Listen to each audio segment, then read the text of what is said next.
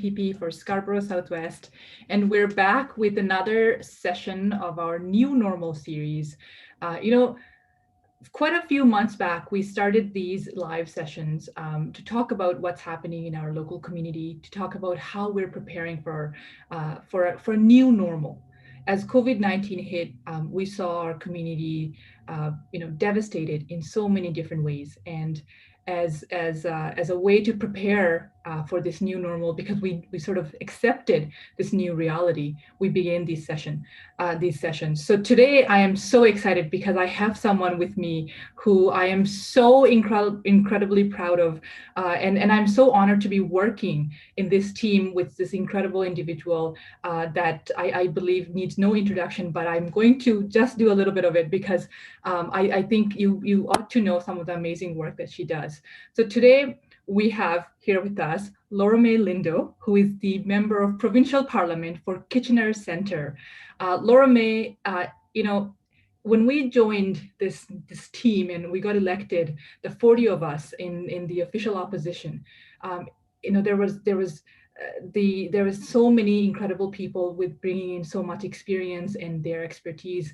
And this was one woman who you knew that when you met her, that she brought in the experience, the value that you truly believed in. And I felt that I found a sister, an ally who really fights for people, who really fights for her community, and really believes in what she talks about, in the legislature. And she's been a fighter since then, since the first day I met her. She is a respected activist and educator who holds both a master's and a PhD in education. Her commitment to building inclusive communities, both within and outside of educational environments, is grounded in her knowledge of how to put anti-oppression theories into practice. And I have seen the work that she does in the legislature, making sure that she educates others, especially many government members, when it's necessary.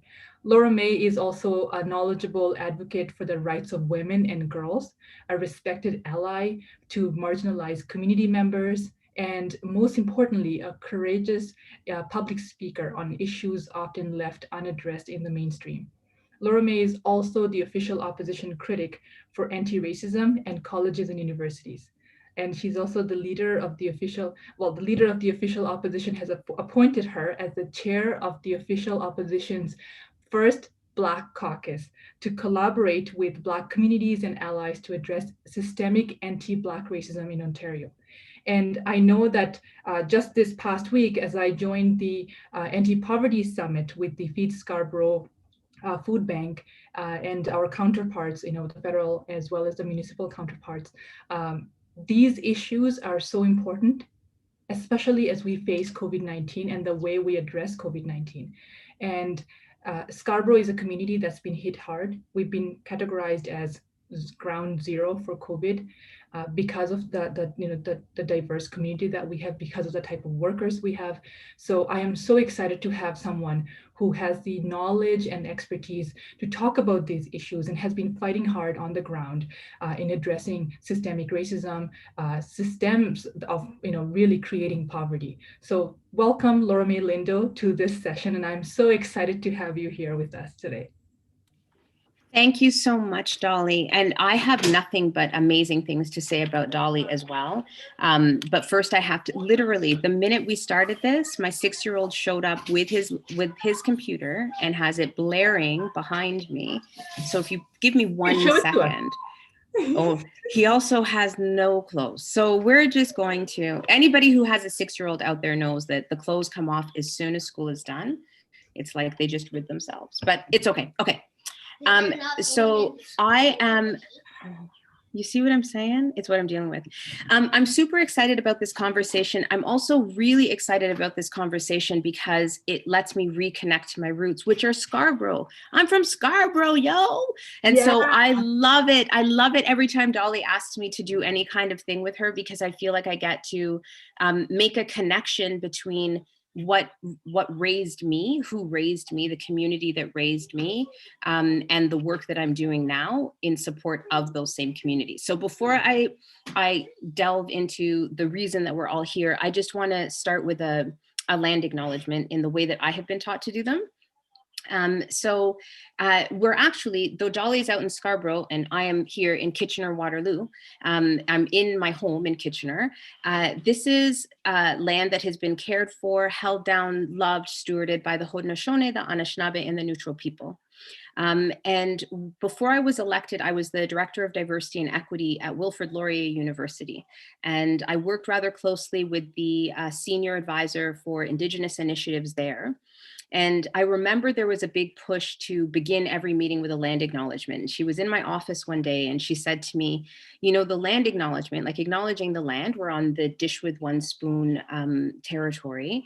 You can acknowledge the land, but that's only step one. The real work is making a connection between the land acknowledgement and what that means and the conversation that you're about to have. And so every time I do a land acknowledgement, it's different because it depends on what it is that we're speaking about. And in this case, when I think about the realities of colonization and the fact that in our history classes, we get taught that it happened a long time ago, the reality is it's happening right now.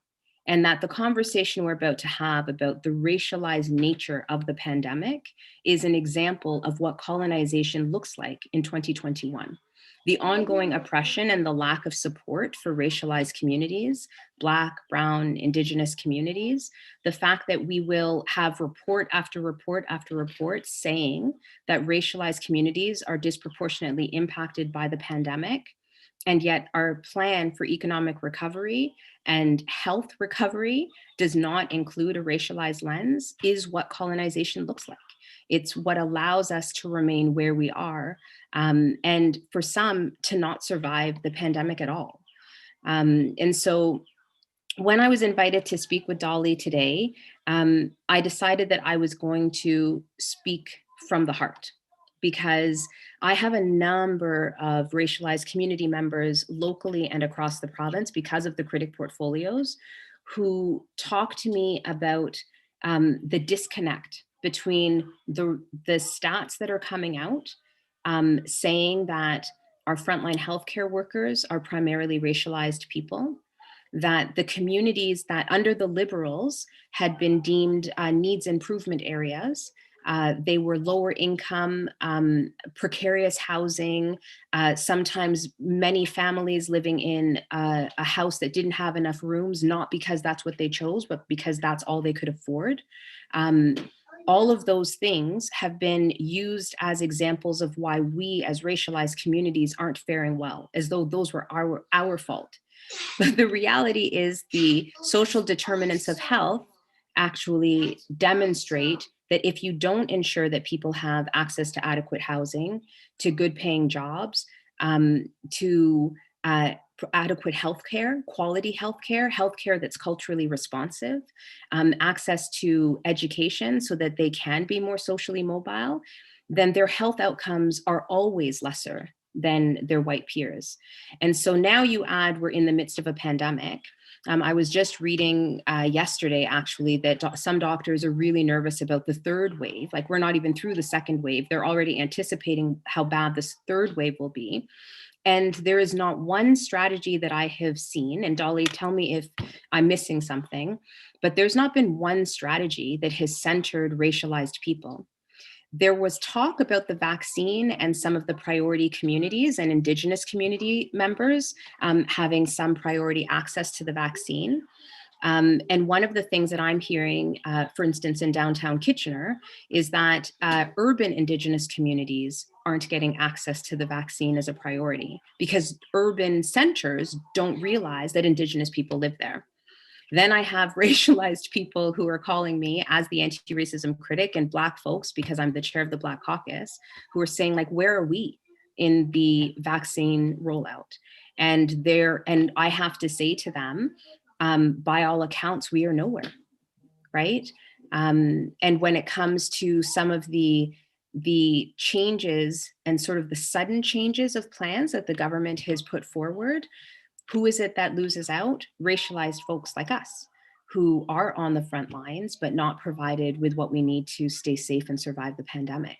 And so it's for that reason that I would argue there was a report that came out about poverty, and they talked about the color of poverty, right? And there's a group that's organized to do that work, the color of poverty. And it's the same thing with this pandemic.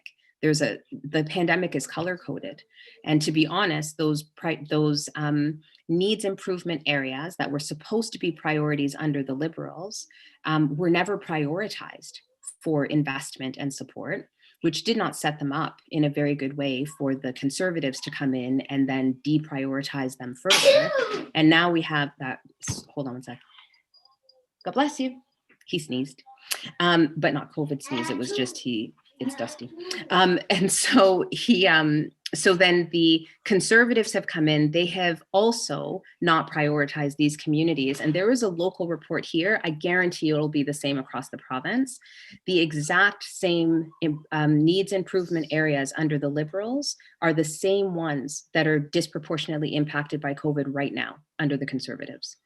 And so if there's any other proof that we need investment in our communities, there it is. So back over to you. No, I can just give you so in Toronto, for folks who are watching from Toronto, we have about 9% of the population is Black.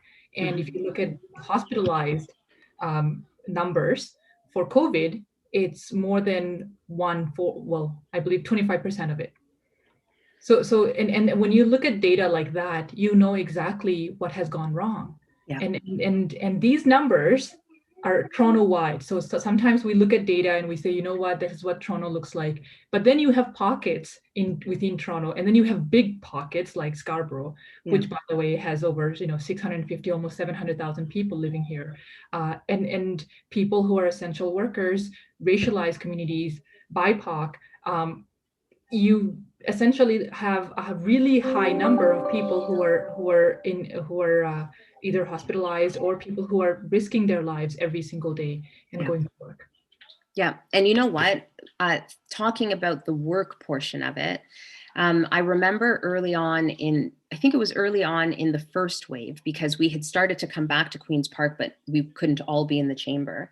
The government was very proud of an announcement that they had. They were going to provide internationally trained healthcare workers, doctors, to join the front lines. And they were going to give them a 60-day permit, right? A 60-day license to put their lives on the line. Yeah. But that 60-day permit would not translate into anything to have them become fully licensed post-pandemic. Yeah. And then when we ask questions about why that would be okay, and I described, that's what racism looks like. That's what systemic racism looks like. That's what the racism within the pandemic, and what our solutions and our sort of our strategies to recover, that's what it looks like. And we asked these questions, and they were confused as to why not that many doctors applied. I know my team wrote some letters to the Minister of Health saying that that's not okay. Yeah. Because at that point, what you're saying is that a racialized doctor is enough of an expert to put their life on the line. But in order to fully become the doctor of their dreams in this space, no, they're not good enough post-pandemic. And we know that that's not okay. Yeah. And so it's those little kinds of things. Even the economic recovery plan for small and medium-sized businesses, you see the same kind of pattern. Go and get loans, right? Most racialized people that have a small business and try to get a loan are denied the loan. And they didn't get it. They didn't. And so they can't get the loans. And when people ask why they didn't get the loans, the world wants to blame them. Yeah. When the reality is that that's what racism looks like. That if I walk into the bank and I ask for support for my business, people are going to make assumptions that I won't be able to pay it back, that I don't want to pay it back, that I'm up to no good, that I probably don't even have a real business. And they will put me through the ringer and hoops to try and get, to turn down whatever it is that I'm asking for. And the business suffers, Yeah. And in fact, the fact that we actually created the application process for the loans. So any sort of grants that were given out by the government, whether it was provincial, barely any provincial, mainly federal, but the federal program had so many barriers to getting that support. So a lot of businesses did not qualify. So when you create new programs and then really plug in at more barriers for non-traditional style businesses, entrepreneurs, family-owned businesses not to be able to get these grants, get these support, you're not really helping them continue with any sort of livelihood really, because Yeah, these families rely on that income. that's And right. you just told them that that's it for you. Yeah. But big businesses, and I talked about Bell quite a bit this week, um, got millions and millions of dollars, and then they fired employees. Yeah. Yeah. If that is not systemic issue, if that is not, we're talking about inequities within our province, we're talking about the fact that we just completely ignored the needs of so many communities, so many racialized communities and businesses, the way we just set up our program for the, what was it, secra, yeah. Yeah. And you know what the interesting thing is? There were so many solid advocates saying we've got to do this differently. Everybody, yeah. Everybody was saying we've got to do this differently. We had the Canadian Black Chamber of Commerce was saying you need to have a set aside fund for Black folks so that that fund is something that we can access, and it doesn't require, like the system doesn't require us to go and do something that we know discriminates against us, right? They called for this. The BBPA called for this. Small business owners came to committee because I was part of the Finance and Economic Recovery Committee. And they came to committee and they talked about, there was one person, and it's all public record, there was one person who I believe was coming to speak to us from Afrofest, and like this amazing African festival in Toronto. And he was saying that when he called to try and get some information about applying for a Trillium grant to allow Afrofest to still survive, the person said, well, we've already given out some money to a racialized arts and culture kind of festival. So because everyone belongs to the same pot. Because we all belong to the same one, apparently, right? And when you think about what would our world look like when I was in Scarborough, by August, July, you're already getting yourself ready for Caravana. Yeah. Right? And there's parties that are happening all throughout Scarborough because it's coming, right? And so what would our world look like without that? And yet, no matter which way the argument was placed, like people were talking about the millions of dollars that Caravana brings in to Ontario, right? That's like tourists come from all over the place. People travel all over the place to be part of it. And it's like, tons of festivals leading up to it. Yeah. And even that didn't matter. And so when you start to realize in this pandemic that you are seen as dispendable, right? Like none of it, you don't matter. You don't matter. It's actually no surprise that we ended up having Black Lives Matter protests in June in the middle of a pandemic. People just putting their masks on and marching, right? And they're marching, why? Because they do matter, and they're going to force people to recognize that. And so now my job, along with the amazing MPP Begum, is to go into Queen's Park and keep this narrative going, to remind the government that we are here, and that these lack of investment in our communities will resonate in ways that I don't think the government even realizes. Yeah, I don't think they even realize. Yeah, and that is also partly because of the people who are involved in making these policies, who take up positions of power in the legislature. I see Marjorie joined. Hi, Marjorie. A big shout out to Marjorie for the work that she does. Fantastic woman, and I'm so proud of the work that she's been doing. And running for us in Cambridge. Am I allowed to say that? That's true. Cambridge. Woo! Cambridge in the house. I'm so we have really incredible candidates already lined up. Actually, we have Felicia Samuel in Scarborough Rouge, and I'm very proud of the work that she does here in Scarborough. Marjorie just commented and said the majority of low-income workers are racialized. They're on the front line. They're at mercy of unscrupulous organizations that make them work without any precautions. Yeah.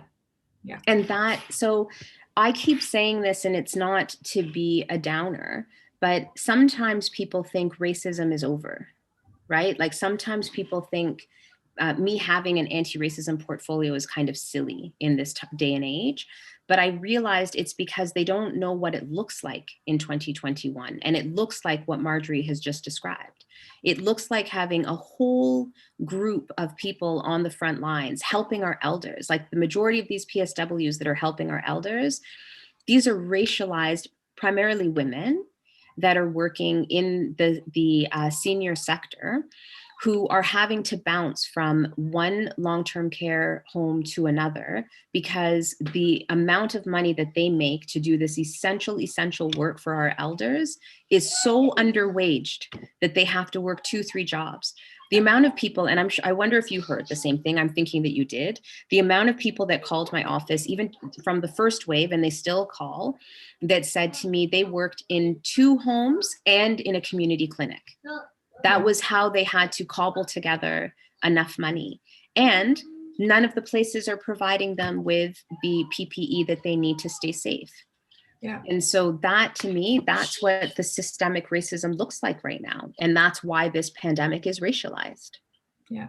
So, and you actually mentioned about foreign credentials and how we had healthcare workers, you know, and we have, as someone who just took on the Critic portfolio for foreign, well, immigration and citizenship and foreign credentials, this has been something that we have so many local community members who are, you know, came out and said, you know, I could help, I want to help, I have the skills, I have the expertise, and then we had this sort of online tool that people were told to go online for and apply, and the worst part was once you go through the step-by-step process online, many of them were asked to go volunteer, not even qualify for a position because they don't have residency, they or because you have to go through residency to have the qualification.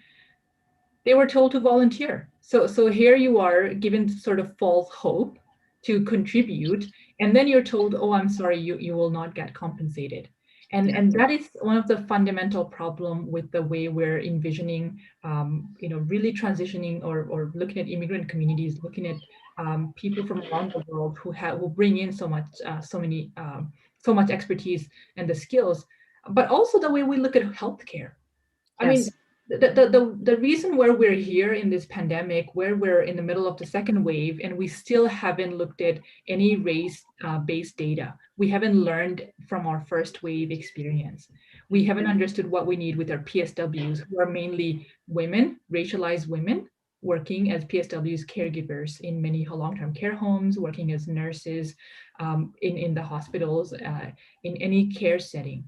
And we have not learned the importance of that. It's sorry, before you even ask a question, just on that note, I have to say the amount of pressure that we as the official opposition have tried to put on this government well before the pandemic to have an anti-racism strategy for the province. Our calls for that started when there was like a rise of hate, and we were seeing all sorts of different examples of hate in various communities and such. During the pandemic, that call was made again. And the government's response was, well, we'll let public health units decide that they're going to collect race-based data or not, right? And if I put on my like doctoral hat, my researcher hat, one of the things about research is making sure that the way that we collect the data is consistent over the project, right? And so if you've got public health units that are all collecting data, race-based data in a different way. So we've got public health in Toronto might be saying, check here if you identify as Black or other. And I'm making this up though, but they might decide that. And then in another health unit, I think Peel was collecting some race-based data. Maybe they say visible minority. Well, you can't now bring the data from Peel into the data from Toronto. And so then it leaves it in these pockets. And that was where this is what government should do. Government steps in and they should say, look, here are the categories that we're using. That's why the census was important. when they used to collect the data, right? That was because they had one way of defining, and then we all found our space inside of there. And yes, you might have problems with the categories that they've provided, but the point is that the research is more consistent.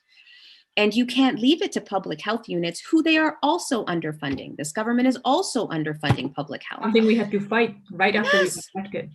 Yes. And so then they come out and they collect the data, and then they say, okay, here's some problems. And where do they get the support? Nowhere, because the government doesn't actually care about that data, which is the reason why I often say, if people want to advocate, it's not just the Minister of Health that we need to be speaking to. And it's not just the Premier, but it's also the Solicitor General, because her role, the Premier has said that she's supposed to oversee anti-racism strategies. So then she should be doing that work, which does bring me to, there's a comment, I don't know if I'm allowed to do this. There's a comment in the chat. Am I? We're just moving in. So there's a comment in the chat that said, what efforts have you had to ensure the overrepresentation of Indigenous and Black children in foster, group home, residential custody placements are lowered, and child welfare agencies' priorities are family support and family reunification? I'm going to expand that, because one of the biggest issues that that we've also seen in the midst of all of this is that racism left unaddressed has caused even more chaos as we try to navigate the pandemic. And so the overrepresentation of Black and Indigenous youth in care in residential homes and that are sort of street involved or in and out of homelessness, that kind of stuff, is also the same issue that we're seeing with the overrepresentation of Black, Brown, and Indigenous people in our criminal justice system, right? And because nobody did anything to address that, come COVID, nobody is actually caring about the fact that the folks and the kids in foster care, for instance, who don't have access to the supports that are needed, that don't have access to isolation in the same way that we would need to in public health. Or when I think of some Indigenous communities that are still on boiled water advisories today, how are they supposed to follow the public health guidelines if they don't have access to clean drinking water? And so if we don't keep talking about and fighting the government to ensure that we invest in those communities, then nothing is going to change. And so we have part of the call that the official opposition has had to have an anti-racism strategy for the province is that call. It's because if we had a strategy, we would have to take seriously addressing the overrepresentation of these racialized youth in care, these racialized youth in the residential or custody placements, and I would argue in the criminal justice system as well. But a strategy that is really just, let's fund a couple projects, is not really a strategy. And that seems to be the only thing that this particular government wants to do. Yeah. I wanna give a shout out to another incredible woman who joined me in the fight for long-term care, PJ Kwang, who messaged as well and said that the sad thing is that this important conversation has taken. Actually, PJ, unfortunately with this government, it hasn't taken place yet.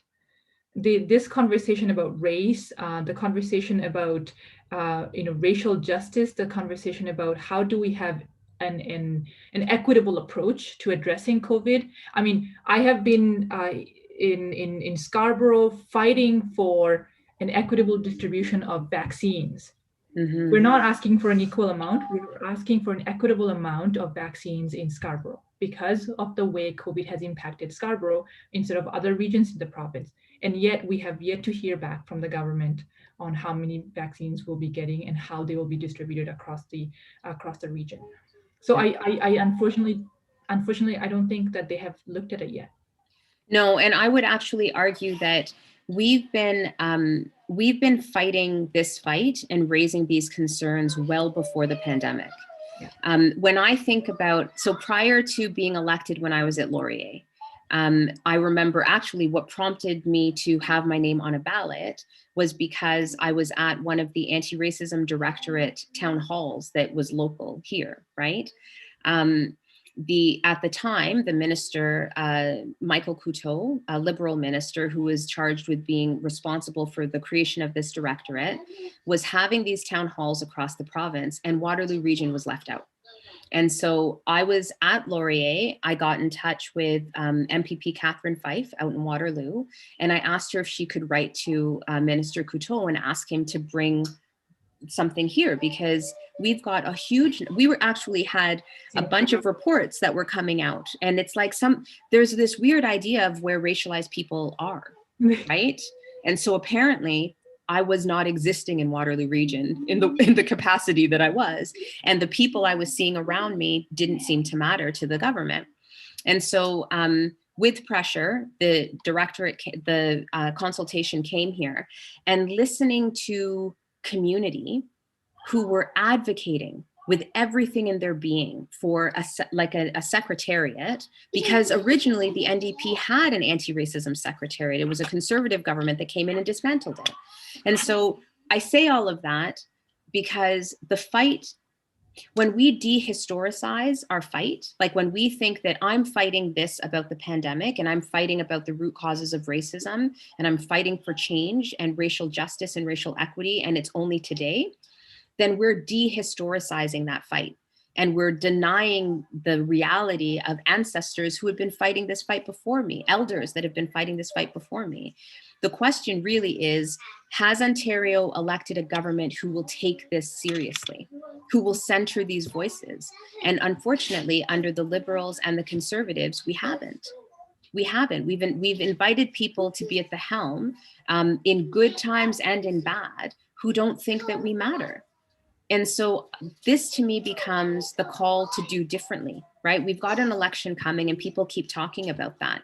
The problems abound, even the lack of resources in post-secondary, right? And what's going to happen on university campuses at this point. Who is most impacted? Racialized community members who are, struggling to try and get by, struggling to increase their education, etc. But I would say that fight has been a long time coming. We've been doing this for a long time. And as you said, the government's not listening. Yeah. But the people that will make them listen will not be you and I. Like, we'll keep fighting, but the people that will make them listen will be the public. When the public says no more, because that's what forced the Liberals to have a directorate, right? It was people saying, no, this can't be how we do things. Unfortunately, we have to make sure that what we do put in place is solid enough. The foundation is solid enough so that, conservatives can't dismantle it. The important thing is you have to make sure that you do put on the work that you do, whatever policy, it has to stick. That's it. And that was the problem in the previous government, whether we look at, paid sick days, minimum wage, any of these issues that we're facing right now. Some of the big pieces that are missing or that were removed were because that this government came in and just completely wiped those out because it was so easy to take it out. Oh yeah, for sure. And that's because they were put in really late after having a government that was there for 15 years. Yep. If it was there and if it became customary, it wouldn't have been removed. And it's a lot harder to, erase that. But we have to make sure that we put on policies and they cannot be program oriented. And that's a huge problem with the type of programming we look at, and whether we're talking about young people and, I think this covers all young people who are in different, from different communities, and the sort of dark reality I think they're envisioning right now after this pandemic. Who knows how the world really looks like after the pandemic? And first I want to say, no, I'm hopeful. I think we'll get through this, but I also know that it's going to be hard. But when we look at policies, when we look at the way we're going to address it, it has to be something where no government can come back and kind of erase it. And I say this for it doesn't have to be conservative, liberal, NDP. It could be any government. Yes. It's important because as public representatives and as a woman of color, I think, I see it for my parents who came here with this dream for their family to have this good life, to have the best healthcare in the world. I mean, that's what Canada's known for, right? Like the best healthcare in the world. And here we are right now with memes going out about how how other countries are doing much better in terms of vaccination. We're 36th on the list. 36th. Doesn't even make sense. It literally doesn't even make sense. And the people who are left out, and I know some people are also concerned that are we looking at people of different demographic in terms of people who are low income? Of course we are. This fight, there are so many different pieces that intersect with each other. Yes. I know Laura Mae, myself, and the entire Black Caucus, as well as my colleagues who are in Brampton, for example, who have had a fight on their own, dealing with how the community was blamed, yes, for getting higher COVID numbers than other communities. Yep. As if Yep. being a person of color, for example, automatically makes you prone to get more COVID. As if that is sort of a function of being an essential worker, where you have to take on the bus. And I think Marjorie just actually commented about taking public transit as well. And so there are so many different pieces that you need a whiteboard to really put all of those pieces together. But you know what? There's certain intersecting things that even in the pockets of research that's coming out that are coming together. So a lot of the low income people are racialized people. We know that a lot of newcomers are still living in low income areas. So you're bringing that together when you speak about this. And I think that that's part of why there's so many advocates that say we need to have a racial justice lens in every policy that we have. Because if we had a racial justice lens, then we would start talking about income inequality. Yeah. Because we would bring in programs like a basic income that would allow anybody to be sort of level that playing field and ensure that everybody has access to what they need. Because really and truly giving, like, these investments are really promoting access. But I also think there's a comment in there that I just wanted to address quick, if you don't mind. But there's, hold on one sec. Apparently his team won. And so for anybody watching, I want you to know that my son, who is 6, is a master player at whatever game it is that he's playing. There is a comment in the chat about Canada and Ontario being deemed multicultural. It's one of our best qualities. It's how we sell ourselves. It's part of the narrative of who we are as Ontarians and as Canadians.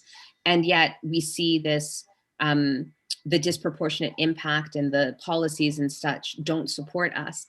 I actually think that part of the challenge, part of the issue, part of the problem is this idea, the myth of multiculturalism, because multiculturalism doesn't let me talk about my Blackness and what happens to me as a Black person in this world.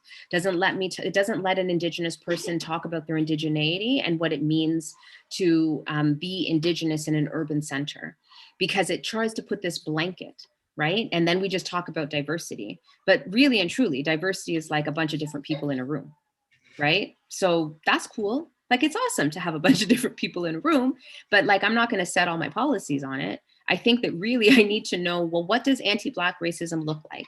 What does Islamophobia look like? What does anti-Semitism look like in this world?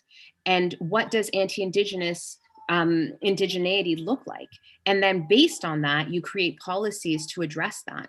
And so sometimes I think that when we reflect back on some of the policies that were meant to bring us together, they were kind of only meant to superficially bring us together. They weren't meant to address any of the root causes of the inequality that you see between white folks, I would guess white folks in Scarborough and brown folks in Scarborough, white folks in Scarborough and Black folks in Scarborough, and brown folks in Scarborough and Black folks in Scarborough. Like, there's different impacts even within racialized communities. But if we don't have the courage to name that, then we're never going to have the courage to put together policies to address it. And I think that that's part of what we're aiming to do as the official opposition. Do you think it actually undermines the conversation or sometimes silences the conversation, especially within different ethnic communities? Oh yeah. Oh yeah. Do you think, how does it impact when it comes to in big, situations like a pandemic right now? So one of the things that I was literally just talking to some folks locally to me about this exact thing.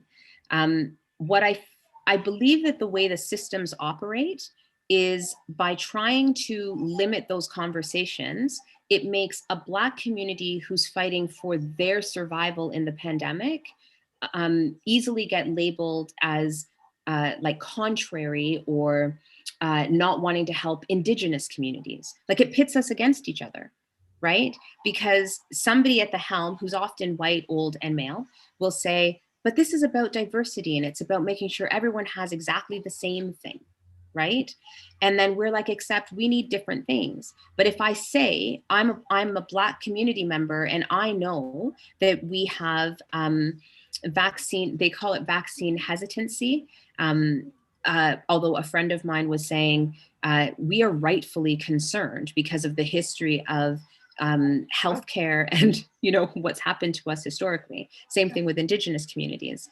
And so when I start to argue about, I need to ensure that Black people are centered in, let's say, the vaccine rollout, wherever they are in the province, they need to be centered in that rollout. Then somebody says, well, but we already centered Indigenous people. And so like, what are you saying? You want to displace the Indigenous communities? And then that pits us against each other. When the reality is, if you took care of the most vulnerable in a society, literally everybody would be okay. Everybody would be okay. And so the interesting thing about 2021 to me is that argument isn't flying.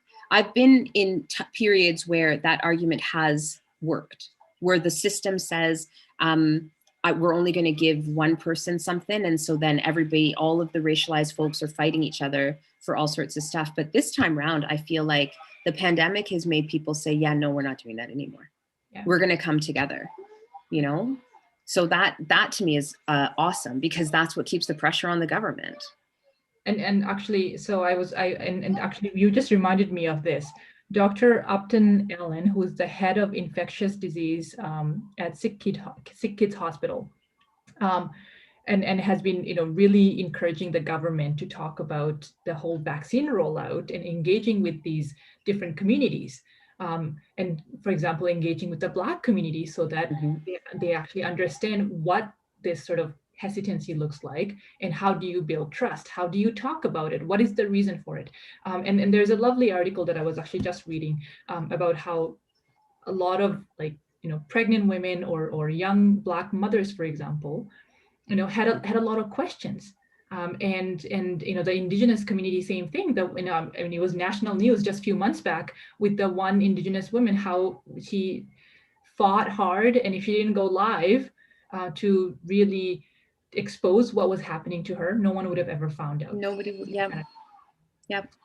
And so what Dr. Allen has suggested, and many others have suggested, are exactly this. You have to engage with the community, understand why there is that lack of trust, understand the history of it. You cannot eliminate the history and just expect people to accept what government policy looks like.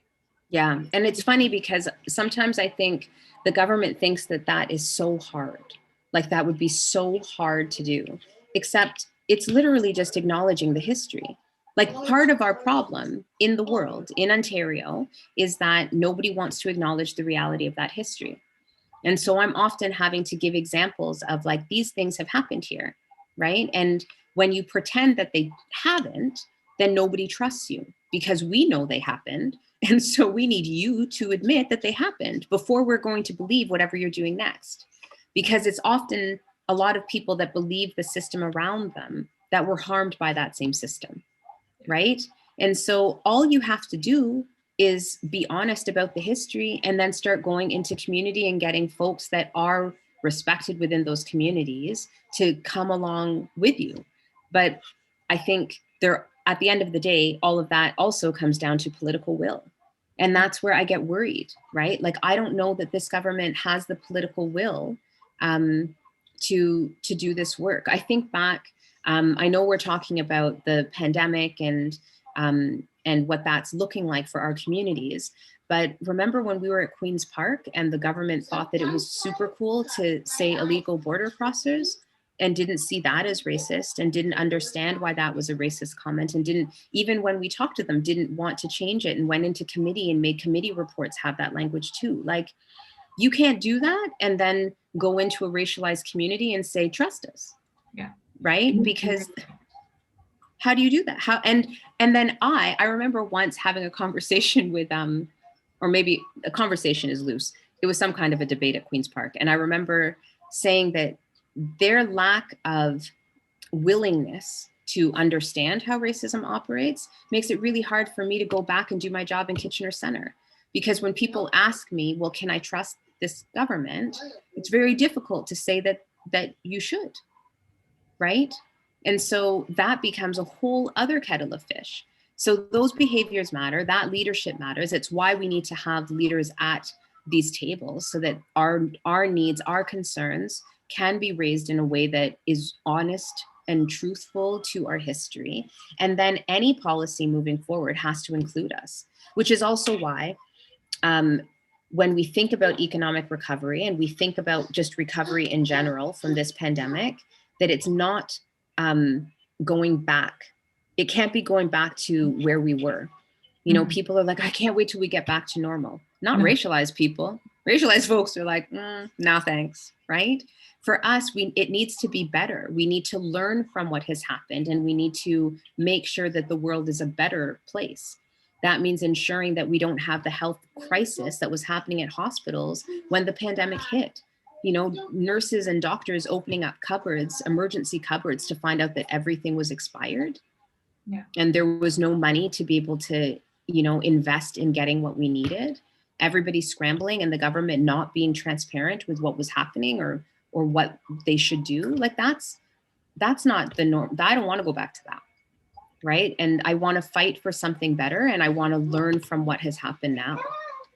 And oh, sister, I'm with you on that. And I think the people who I've talked to within Scarborough, and especially when it comes to some of the people who don't have the option to stay home, who don't have the option to just say, yes, it you know, everything that you're telling me makes sense, and therefore I'm just going to follow the guidelines. Yep. People who are questioning some of those decisions. The Minister of Education today announced that March break will be canceled and they will just postpone it. Whereas before they announced that schools will be open. And every time people are asking, well, tell us why you're making this decision and how you're making this decision. What's the reasoning behind it? And the other part of it was that, have you consulted with the right people? Have you consulted with parents, educators, when it comes to, you know, the fact that we've been fighting for paid sick days? Yeah. Especially for these communities that need to be able to say, you know what, I'm not feeling well.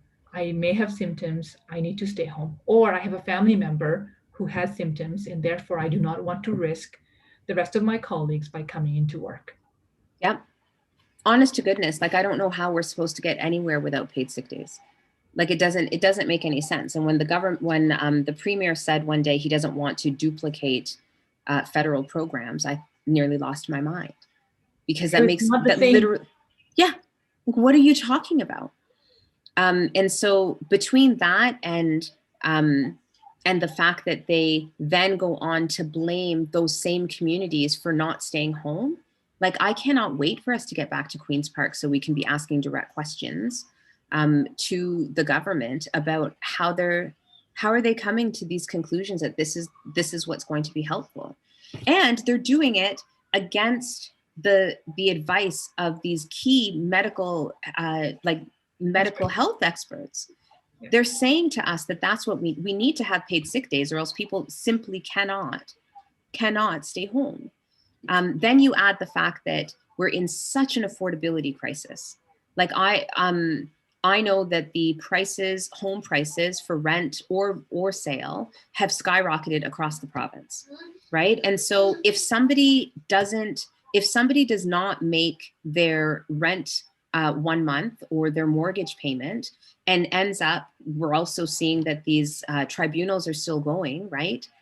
They end up in a situation like that. If they're renters, they have nowhere to go, which leads us to the increase in folks that are homeless, right? And so, and then we don't have enough beds. We don't have affordable housing stock. We don't have any of the things that we need to make sure that people are okay. And so that cycle continues. And such an easy starting point would be get them paid sick days. Yeah. Simple. And with the amount of billions of dollars that the government is sitting on, it's not like we can't afford to do it. Yeah. Right? Like that is the conversation around political will. Yeah. You know, when we pretty much started the discussion, my next topic that I was going to address, which was, you know, where do we go next? And as we return to the legislature next week on Monday, for folks who are watching, I've already asked you about this before as well, is what do you want us as the official opposition to ask the government to call on? What kind of, you know, what kind of worries do you have? What kind of concerns you want us to share? And really, along with paid sick days, the things that we just talked about, what are some of the things you want to see happen? And for folks who are watching on Twitter or Facebook or YouTube, let us know. But Laura Mae, are there specific things that we want to see in terms of, you know, and I know some of the plans, but as a discussion, I would love to hear your thoughts in terms of, as we look at the racialized communities, as we, you know, and the fact that February is Black History Month. And yeah. And to me, I always have a little bit of a problem of, you know, any sort of day, because it's one of those, and I always say this to my mom on Mother's Day, is, you know, here's your breakfast. and then it's sort of an ongoing joke, because my mom will say, and on my birthday, she'll say, well, I should be celebrated because I gave you birth. It's not your day, it's my day. But the truth is, we kind of categorize it on into a month, to a week, and say, you know what, here's when we celebrate these people. Here's when we kind of and talk about how we want to recognize this one occasion. But that's not really how it should be. That's not really how we address and celebrate a culture, a community, a people, and so I refrain from, you know, talking about celebration in that sense. But as we celebrate Black History Month, and as we go back to the legislature and address the way that inequity has addressed, areas like Scarborough, what are some of the things you want to see happen? I have so many wishes. So I'm with you, just for those that are watching. I have said in a number of spaces, I don't need people to celebrate me. I know I'm super fly. That's always what I say, which I think is hilarious. But, you know, I don't need people to celebrate my Blackness. I need them to ensure that more Black people can survive in the world, right? And so when we get back to Queen's Park, we restart the call for an anti-racism strategy. An anti-racism strategy in the province that actually names anti-Black racism, that names anti-Semitism, that names Islamophobia, and names anti-Indigenous racism. And a strategy that does more than just throw little money at projects, because that is not going to do anything, especially when you realize, like, I didn't know this until I got into this role, but there's no mechanism that the Liberals were using to put together the findings from any projects. So for instance, with the Black Youth Action Plan, though each person that got 70 organizations received some funding, right? They didn't even use all of the funding that was set aside. I think at the time it was 47 million. And now the government, the Conservatives, have increased it to 60 something, right? There was no mechanism to ensure that after a project was done, they would provide you feedback, findings, something that they had achieved, targets, indicators, and then the government would put all of that together to figure out, well, what is happening to Black youth? Yeah. Well, you know what? Mini projects that get funded for a year or 2 years just start to work and then lose all their funding are not helping my people. So I'm going to keep fighting for an anti-racism strategy that addresses all types of racism and does it uniquely, because anti-Blackness shows up differently than Islamophobia, and we need to get accustomed to that and know that we can fix it. And I also, another thing, it's interesting during this pandemic, I don't know that it made the media per se, But there were a lot of people that were concerned when the curriculum for kindergarten to grade 12 students went online, that a lot of the equity work that they had been doing in schools would stop, right? Because now teachers didn't have access to their curriculum, like equity curriculum specialists and such in the schools. And so they would just put up whatever. And then we started to see that happen, where virtual material, I believe there was even something that came from one of the spaces that the government was sort of making some of the virtual material available, but they were like questionable things that were going up. And so now a lot of racialized communities are saying, oh, now we have to start from back there to try and get us back to where we were when the schools open. So I want to fight to ensure that we address racial justice in education. And I want to make sure that we start to invest in affordable housing stock and supportive housing, because that crisis is literally a hot mess. And this government doesn't seem to think that it's important to deal with anybody and to address that.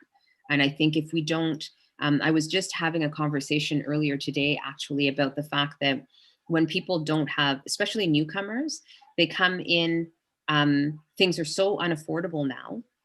They live, there's different pockets. I have a lot of newcomers and immigrants that come into the Waterloo region, for instance. And if they don't have not just adequate housing, but permanent housing, they run into issues trying to enroll their children in schools, right? And so then there's this ripple effect. Well, if they can't have their kids in school, then they can't start to work. And if they can't start to work, then how are they supposed to find the permanent housing? And so I just want to make sure that we start to address some of these policies in a real way, so that we can definitely do better. There's so many thoughts I have about housing and what's happening with the conversation that we're facing. And I know there are a few comments that I may have missed. So I'm going to try to catch up on those. But the housing issue here in Scarborough Southwest, it's heartbreaking when the amount of stories I could tell you about people who we've had to have so many difficult conversations with, and the fight continues with the Ministry of Housing, and the work that my team has been trying to do to help them as they sort of navigate with Housing Toronto and Toronto Community Housing and the wait list of 15 to 18 years. Recently we got, I was one of the ones that has been like, I still haven't been able to cope with is somebody who was told that, well, because you do not have a terminal illness that where you may lose your life in 2 years, you do not qualify to be on the priority list. So yes, you do have an illness and you're diagnosed with a chronic illness, which may take your life, but we cannot guarantee it's within 2 years, and therefore you do not qualify. I mean, what do you do with that? And I think that like, let us take a moment and just a shout out to the folks that are in positions of leadership and are trying to hold community who are navigating those kinds of realities, because it is not easy to hear that or to have to relay to somebody how long the list is. I remember somebody was calling we've had a number of people actually that have called our office. There's two other issues I wanted to raise along the same lines, but one is the affordable housing list here is also, like many other places, just as long, just as you were saying in Scarborough. But it's even longer if you need accessible housing. So even within our affordable housing stock, if you need one of the accessible units, sometimes there's only like one in a building. And so then you're waiting, like it's a mess. It's a mess. And the other thing I was going to say that I know that we need to keep fighting for, because we've been talking about low income, the amount of calls and messages that I get from folks on OW and ODSP, right? They were not able to survive before. The government cancels the basic income pilot. They see no hope. Then a pandemic hits and they're offered what, $50? I think it was $50. What is that going to do, really? And yesterday they decreased the ODSP and funding. And I think the fact that they did that in the middle of the second wave just shows what their priority is. It definitely does. And when we go back to Queen's Park, we'll have to hold them to task for that. Yeah. Because those are the same, a lot of those are the same community members who are on ODSP or OW who are reaching out to my office and are having issues. Some of the state of disrepair for some of the houses that folks are actually living in, because again, nobody is investing. That can't be what we do to people. Yeah. It's heartbreaking. It's heartbreaking. I have another comment from a single mom who sent her daughter to school on Monday and Wednesday, and she gets a letter to say that her daughter was exposed to COVID on Monday and must quarantine for 2 weeks. And so what happens to her job now?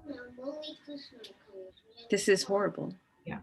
And this has been, to be honest, this has been the concern that people have had when the schools reopened.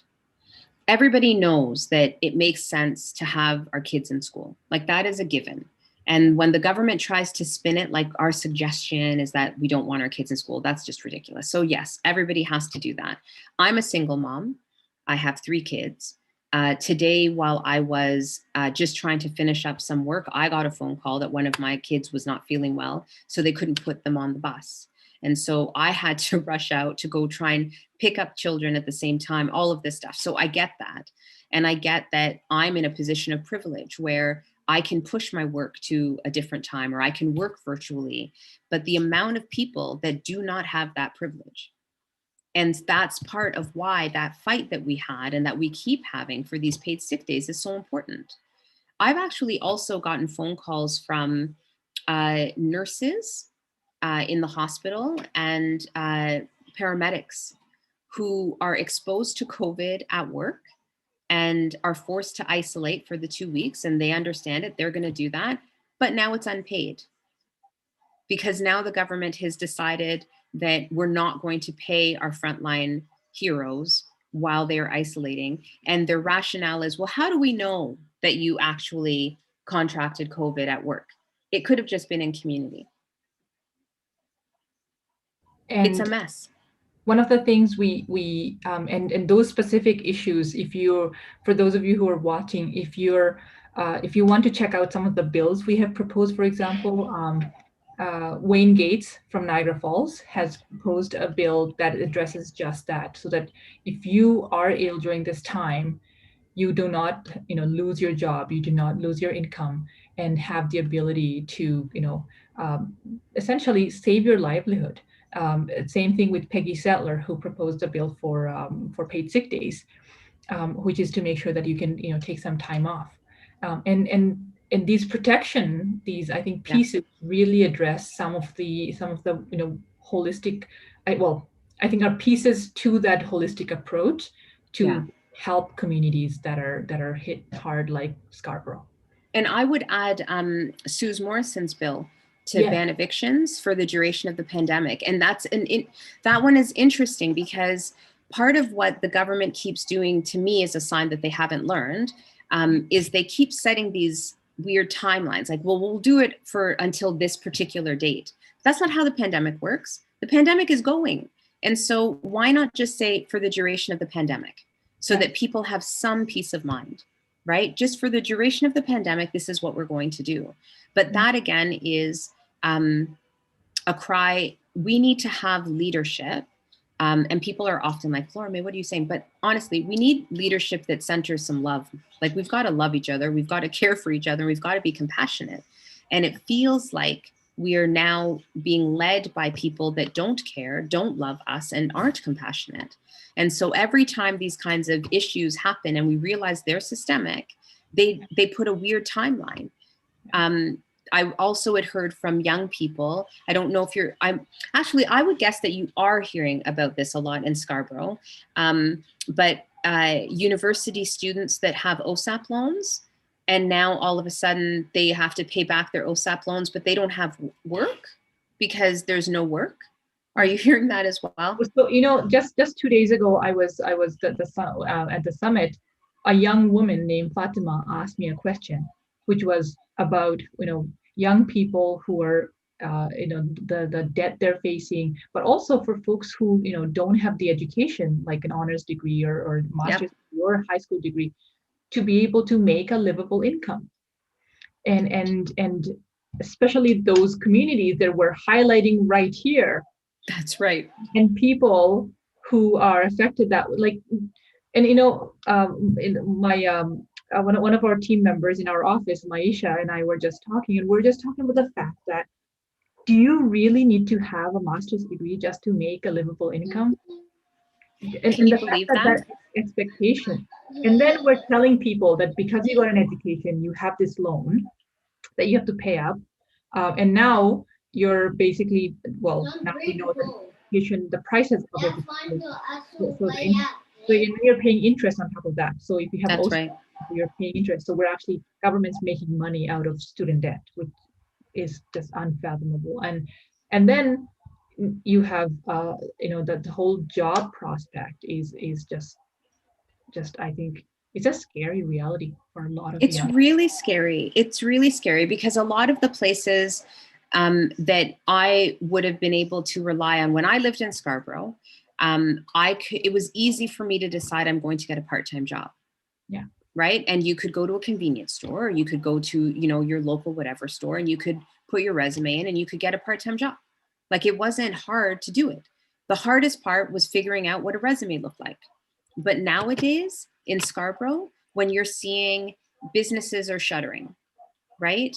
And the other piece too, that I don't think people often talk about, though Jill Andrews done an amazing job of advocacy around Little Jamaica, and it's the same kind of idea. A lot of these businesses are family-run, family-owned businesses. So when they close, that means that any children that they have that were working there also are no longer employed. Where are people supposed to go for their job experience? Right?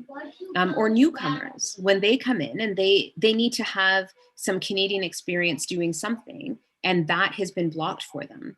And Yeah. yes, the pandemic is not the government's fault, but allowing the kinds of harms that we're talking about to continue for racialized communities actually is. Like, that is at their feet. They have the power to do things that would be able to help. And we've given them every tool in the world. When I think about the amount of bills that we put forward for elders, like I have my seniors advocate act. Yeah. They passed it. Everybody passed it unanimously to have it sit in committee, and nobody will pull it out of committee so that it can become law. Yeah. Right. The essential care, is it the Lisa Gretzky's More than a essential? visitor. Yeah. Yes, more than a visitor. We've got these bills just sitting there. Yeah. Just waiting. And actually, so our community, especially our constituents in Scarborough Southwest, know that these specific ones very well, because we just recently released a video with you included, and Lisa, as well as Catherine Price, for her bill, which is about till death do us apart, and also Teresa Armstrong's bill, which is about Yes. the standard of care and the minimum hours of care. And all those bills, including the other ones that we've highlighted, really touches on these pieces that could have been, that we could enact right now and actually save lives. We can make sure that we're putting in the right policies so that we have communities like Scarborough, communities like Kitchener-Waterloo, Yeah. have the necessary tools. Oh, yeah. And that's where I don't understand. Sometimes I'm at Queen's Park and I just don't understand what they're doing, right? Because the amount of people that have said, for seniors, we need 4.5 hours minimum a day of care. Yeah. We've been told that we need to invest in home care so that people can age in place. When I think about families that I grew up with when I was in Scarborough, that have multi-generational families, right? And if I had the home care, then I would be able to keep my mom or my grandma or my grandfather, whoever, in my home. But this government won't invest in that. And if we did that, if we invested in that, then we would be taking some pressure off all of the other systems. Yeah. And they won't listen. You know, we've got bills that are literally going to solve their problem that they, oddly enough, because of optics, will vote in favor of. Yeah. Right? And yet they won't make them law. And so why is that? And so one of the things I found in my experience is that we have seen this government will, they pass second reading, and there are bills that are just sitting there in committee right now. What can people do? People who are eager to take action, people who want to support. And this we have had from multiple people locally who are very, very eager to really push the government. What are some of the steps they can take? Especially, we talked about the Black community and how they're facing COVID right now. And I mean, all of this comes down to who really gets. I mean, if you're out there today and the amount of COVID that's everywhere for us, when we talk about, oh, if you're immune compromised, if you're going to actually get more at risk, if you're actually trying to support your loved one to be able to fight the virus better, all of this. And so we have a lot of people who really want to take action. What are some of the things that they can do, and how can they get involved, to support your bill, for example, on long-term care? It's a great question. And a lot of people are asking because there's been more discussion around Queen's Park coming back next week. Because of COVID at Queen's Park, folks can't come into the building. And so, and because of the social distancing, there are different unique ways that people have done protests. We've seen car protests and that kind of like driving protests, etc. One of the things that seems to let the government know that there's public pressure to do the right thing are letter writing campaigns. They don't have to be long letters. They just have to be directed to the right people. So if we're talking about COVID, we're talking about healthcare right now, then I would suggest that we start some letter writing campaigns that are directed to the Minister of Health, to the Premier, and always, always, always CC the official opposition members. So for folks in your riding, Dolly, we make sure that they CC you, because what we know is that the government will pretend like they have not received said letters unless we remind them that they have. And so CCing us on any of those correspondence is so, so important. I've also been encouraging people to write op-eds, like put in letters to the editor, use your local newspapers, tell more people. When I was at Laurier, I had to oversee the employment equity portfolio there. And I would do training and hiring committees, and I would always teach them to mobilize their privilege. That they, as the people that are choosing who's going to be a new faculty member or a new administrator, or even students, because I was in the Faculty of Education, so selecting the students that were going to come through, you have an opportunity to choose differently than people before you. And so I would say the same thing for folks on the ground. You've got a community of people. You'd be surprised at how much our social circles can make that change. And so if you write a letter and you get your friends to sign said letter and you send those in and you make sure that we're CC'd, then we start to put that pressure on.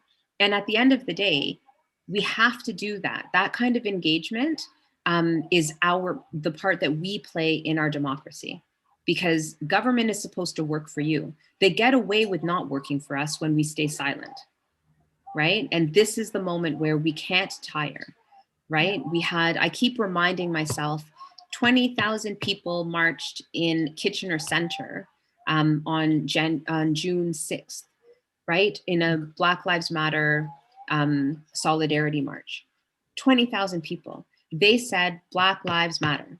They said Indigenous lives matter. They said we don't want any more racism in these systems. They said that anti-Black racism is a public health crisis. That on its own is something that people could be writing to the government, talking about the fact that racism is in fact a public health crisis, And as a consequence, we want public dollars to address the root causes of racism and address invest in the social determinants of health, whatever we need to address the social determinants of health. There, I wrote the letter for you. And you send that letter, because this is taped, so you just rewind, selector, and you write that letter and you send it to the Premier, to the Minister of Health, and you send it to the Solicitor General. And you CC us. You CC us, right? And then that way we can keep the fight going. Yeah. Because when the public doesn't raise their voice, and it's unfortunate that I have to put more pressure on us, but the reality from everything that we've seen, if I think about what's happened with parents who have children with autism that are on the spectrum, if they did not mobilize the way that they did, they wouldn't have given the Ford government the run for their money that they have. And even now, as they've put out a new program that is still not meeting anybody's needs, the pressure is on, right? And so we've got to keep that pressure on that centers us as well. Yeah. And I have one more ask before we end, because I know we're running out of time, is in terms of the Black Caucus in the official opposition, for those who want to get involved, tell us a little bit of what happens there and how people can get involved there so that they can improve, they can help, and actually be a part of that movement, because it's unique. It hasn't been done before, and it has been powerful in the way you have engaged. You came to Scarborough, and we had a lovely town hall here before COVID, and then before COVID. Hopefully, when COVID ends, we'll be back here again, and we'd love to have you all here to listen to the Black community here and hear their thoughts. But in the meantime, what can they do to get involved and engage?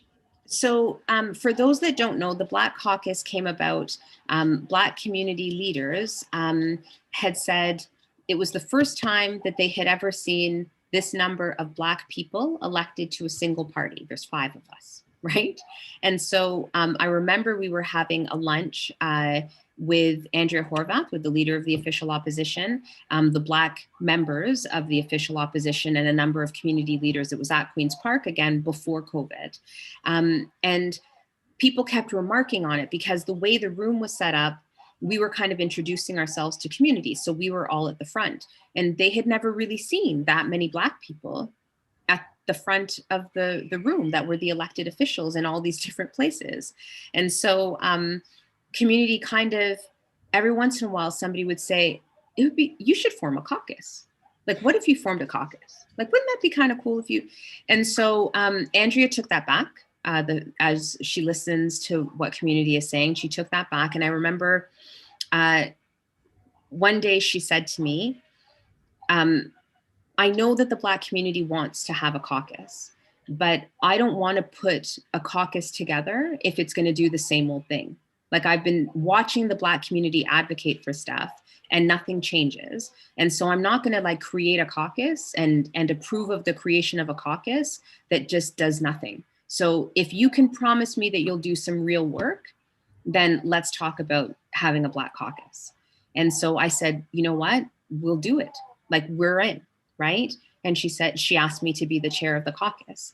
And so we've been engaging with Black community members. He's in second place now, but that's okay. It's good. There's many people, so second is.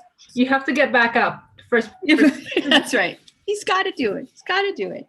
And so the Black Caucus has been engaging with Black community members across the province, asking about the kinds of things that matter to them most, and most importantly, keeping an eye in any policy on the impact of those decisions by government and also by our own official opposition. Like, when we have private members' bills that we are talking about and considering, we ask, well, how is that going to impact the Black community, and provide feedback and support in that way.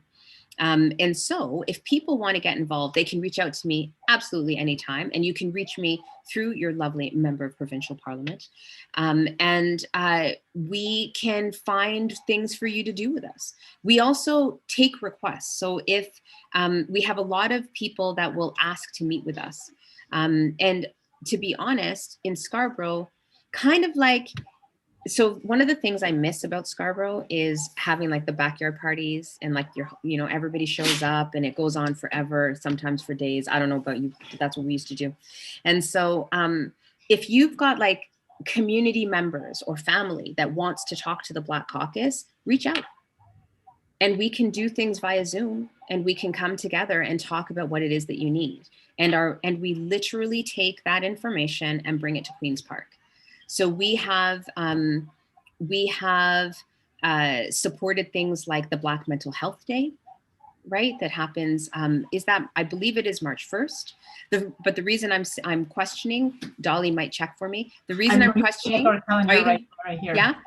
Because March 1st is also one of my children's birthdays. And now I'm like, is it the same day or is it March 2nd? So I may have messed that up, but we'll put it in the comment. We'll put it in as soon as we remember. So, but we've got Black Mental Health Day, and that was actually a bill with Faisal Hassan from York Southwestern and Butila Carpoche, who did that bill together, which is the other thing that's really important. The Black Caucus doesn't just work alone as the Black Caucus. We work with other members with their Critic portfolios to make sure that Black community is considered and centered in what it is that they're doing as well. We've done press conferences. First Monday in March. Oh, there we go. I had the one. First Monday in March is Black Mental Health Day. And we also have done things like press conferences with Francelina, our health critic, and talked about anti-Black racism in our healthcare system. We had such a powerful story from John River. There's a lot you can read up about that. And he came to Queen's Park to talk about his experience in the healthcare system. And his experience, sadly, is far too common. People not believing your pain, people assuming that you're trying to just get drugs and all sorts of stuff and not helping you to get onto a healing journey is far, far, far too common for Black folks. We provided a lot of feedback when it came to our End Police Violence, Invest in Black, Indigenous, and Racialized Lives policy document. So that can also go into the chat for folks, where we talked about the importance of investment. And we've been working with a lot of school systems, like school boards across the province, who are having to confront anti-Black racism because parents and students are standing up and saying they're not going to accept anti-Blackness in their curriculum or in their experience at school anymore. So those are some of the kinds of things that we can do, but honestly, reach out and we'd be happy to chat with people. That's amazing. So for folks, there are so many different opportunities, and I would love to hear from people who want to do a backyard party when COVID's over. That's something we could do right here in Scarborough. I'm all for that. And I think, as we wrap up the conversation, the key element that I want to highlight is how, and I talked about this earlier as well when we talked about poverty, is that you cannot have it as an isolated policy. No. We talked about education, we talked about worker safety, we talked about our elders, and we talked about gender issues. We talked about how so many different aspects of policymaking of our government, all of that needs to be addressed in a way where we're doing it through the lens of anti-racism. And that is the key element of how we address how we really face COVID, how we get through this new normal and provide the support and protection that we need to do for our community members. So it needs to be through that lens, and then that's the most critical part of it. Laura Mae, I want to hand over to you just to make some concluding remarks before we say goodnight for the night. Thank you so much, Dolly. This has been brilliant. And thank you to everybody that has been watching and to the folks that are going to watch this later, because that happens often. I want racialized people out there, Black, Brown, Indigenous folks that are in Scarborough and beyond, to know that you are loved, that you are cared for, that we are fighting for you, and that you deserve to be centered. because there's something about the way that racism operates that makes us think that we are not deserving of being the center of a pandemic recovery plan. We're not deserving of being centered in a vaccine rollout. We're not deserving of being centered in the way that they're going to restructure small businesses or invest in small businesses. And I just want you to know that you are deserving. And in fact, you are more than deserving because you have courageously shouldered the disproportionate impact of COVID until now. For those that we have lost, I want you to know that I'm putting so much love into the universe, whether they're frontline healthcare workers or elders or even young folks that we've lost to COVID. We will, part of us ensuring that your memory lives on is that we are going to keep fighting so that nobody else has to suffer through the same kinds of things that you had to suffer through. And so with that, I just want to say thank you again to Dolly and to your lovely team. Oh my gosh, to make all of this happen is magical. And a shout out to my team as well, because none of us as members of provincial parliament could do this alone. So shout out to the Team Lindo and to Scarborough, because I love me my Scarborough. Thanks for having me and I want to come back. Always, you're always welcome here. Thank you so much. And thank you to all of you